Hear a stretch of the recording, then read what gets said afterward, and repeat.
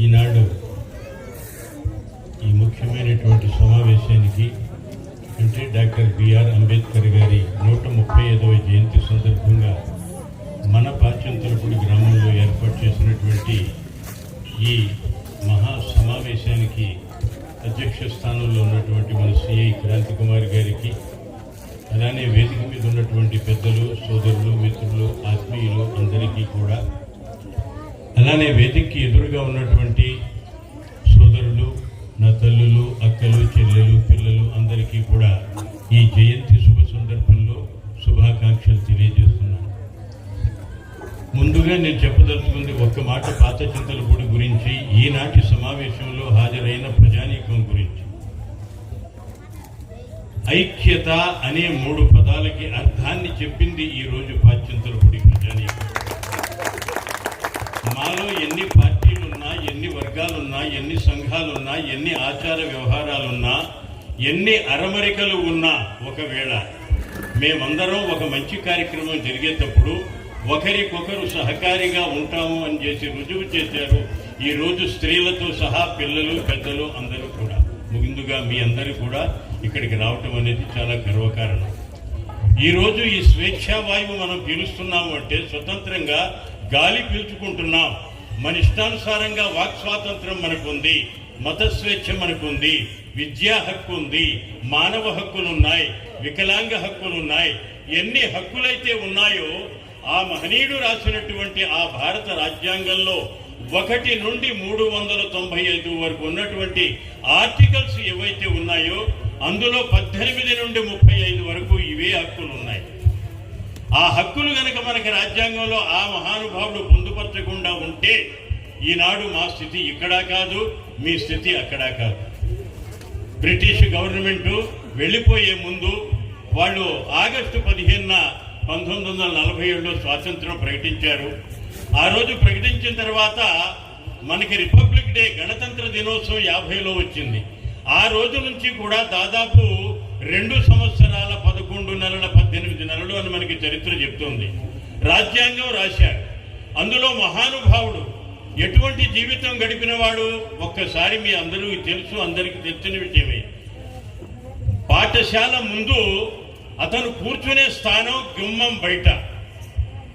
పాఠశాలకు వెళితే పాఠశాలలో ఉన్న మంచినీళ్లు తాగటానికి అవకాశం లేనటువంటి వ్యక్తి, చీదరించుకున్నటువంటి వ్యక్తి, అసహించుకున్నటువంటి వ్యక్తి, కనీసం నిమ్న జాతి వాడు, దళితుడు కాబట్టి, మహర్కులానికి చెందినటువంటి వాడు కాబట్టి చాలా ఆక్రోషంగా, నిర్దాక్షిణ్యంగా పిల్లవాడని కూడా చూడకుండా కాళ్లతో తోసేసి బండి మీద నుంచి కింద పడేసినటువంటి సమాజం ఆ రోజు. అటువంటి అన్ని పరిస్థితుల్ని ఎదుర్కొని ఒకే భావం, ఆ రోజున స్వాతంత్రం రావటానికి కానీ, ఆ పెద్దల కృషికి అంబేద్కర్ గారి సహకారం కానీ, మన రాజ్యాంగం రాయటానికి కానీ ఆయనలో ఉన్నటువంటి గొప్పతనం ఏముంది అంటే నిస్వార్థత అనేది రుజువు చేశాడు ఆయన మహానుభావుడు.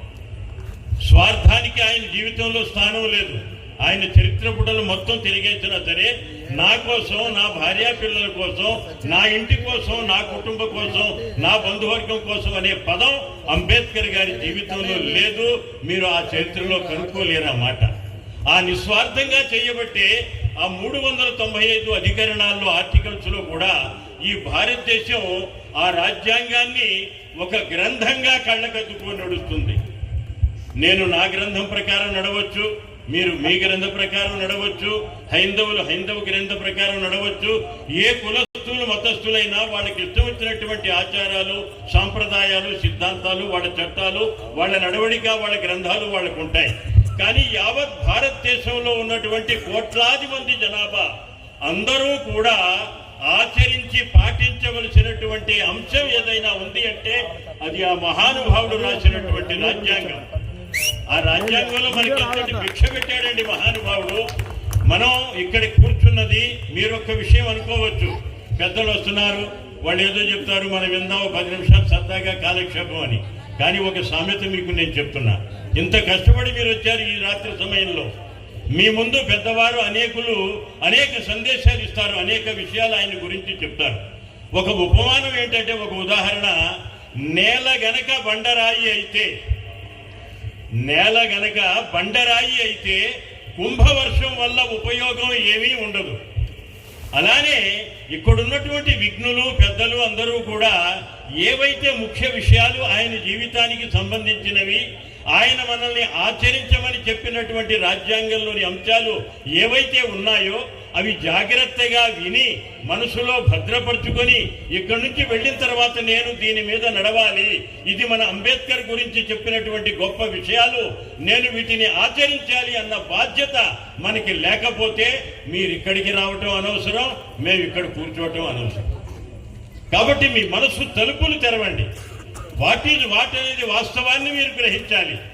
ఎంతటి నిస్వార్థంగా చేస్తే ఆ వ్యక్తి ఈనాడు ఈ ప్రపంచంలో, యావత్ ప్రపంచంలో, ఒక ఇండియా కాదు, ఆఫ్టర్ ఆల్ పాచింతలపూడిలోనే ఇంతమంది ఆయన గురించి ఇంత గొప్ప చెప్తుంటే ప్రపంచంలో అమెరికా ఉంది, లండన్ ఉంది, బ్రిటన్ ఉంది, ఎన్ని దేశాలు ఉన్నాయి, ఎక్కడెక్కడ ఆయన గురించి ఎంత ప్రఖ్యాతి, ఎంత గొప్ప విషయాలు చెప్తారు. ప్రపంచంలో ఒక మనిషి తన తల్లి కడుపు నుండి పుట్టేటప్పుడు అందరూ కూడా వాడికి ఏం పేరు ఉండదు. అది అమ్మాయా అబ్బాయా కాన్పు అయిందా లేదా అని అడుగుతారు. కానీ అదే మనిషి పుట్టి పెరిగి పెద్ద అయిన తర్వాత ఒక పేరుని వదిలి పెడతాడు. అది అయితే మంచి పేరు కావచ్చు, లేకపోతే చెడ్డ పేరు కావచ్చు. ఫలానా వాడు చెడ్డరా, చనిపోయాడు, దరిద్రం వదిలింది అని ఒక విధం, లేదు ఫలానా వాడు మంచివాడు, వాడు మనకి చూపిన మార్గం మంచిది అని చెప్పి మహనీయుడి గురించి ఇలాంటి పేరు ప్రఖ్యాతులు మిగిల్చి తీర్పు దినం వరకు కూడా మీలో బైబిల్ చదివేవారు ఉన్నారు, గ్రంథాలు పారాయణం చేసేవారు ఉన్నారు. ప్రళయకాలం వచ్చే వరకు కూడా ఈ భారతదేశంలో ఈ భారతదేశం, ఆ ప్రపంచ మ్యాప్ లో ఉన్న భారతదేశం దానికి నడక నేర్పేది, దానికి చుక్కాని లాంటిది ఆ మహానుభావుడు అంబేద్కర్ రాసిన రాజ్యాంగమే. దాన్ని మనం ఎప్పుడూ శిరసావహించాలి, అమలు పరచాలి, ఆచరించాలి. మనం దానికి కావలసినటువంటి మాటలు ఏమిటి అంటే విన్నాం వెళ్ళిపోవటం అనేది కాదు. అరే మనందరం ఏర్పాటు చేసిన సభకి ఇంతమంది వచ్చి ఇన్ని విషయాలు ఆయన గురించి చెప్పారు, మనం ఈ విషయాలు ఆచరించకపోతే ఎలాగా అనే ఆలోచన మనలో రావాలి. ఈ రోజు మనం ఇక్కడ కూర్చోటానికి కారణం ఆయన. ఈ రాజ్యాంగాన్ని మార్చడానికి ఎన్నో ప్రయత్నాలు కూడా జరుగుతున్నాయి లోపాయికారిగా. అదే సమయం ఆసన్నమైనప్పుడు మనందరం కూడా కులాలకి, మతాలకి, వర్ణ వర్గాలకి, ఆచార వ్యవహార సాంప్రదాయాలకి అతీతంగా ఇదే విధంగా కలిసికట్టుగా ఉండి రాజ్యాంగ నిర్మాత రాసినటువంటి రాజ్యాంగాన్ని ఒక తూచా తప్పకుండా ఎవరు మార్చే అధికారం లేకుండా మనందరం పోరాడవలసిన సమయం వచ్చినప్పుడు కూడా మనం నిలబడాలి అని మీ అందరినీ మనసారా కోరుకుంటూ ఈ కార్యక్రమం ఏర్పాటు చేసినటువంటి పెద్దలందరికీ, వచ్చినటువంటి ఆడవాళ్ళు పిల్లలు కూడా ఉన్నారు వారికి, మరి పెద్దలు అందరికీ కూడా మరోసారి మా మైనార్టీ వర్గం తరఫున జమాతే ఇస్లామీ హిందూ కానివ్వండి, అంజుమన్ ముహాఫిజుల్ ఇస్లాం కానివ్వండి, చింతలపూడి పట్టణ ముస్లింల తరఫున కానివ్వండి, మీ అందరికీ కూడా హృదయపూర్వక ఆశీర్వాదాలు అందిస్తూ నా మాటను ముగిస్తున్నాను. అక్బర్ గారు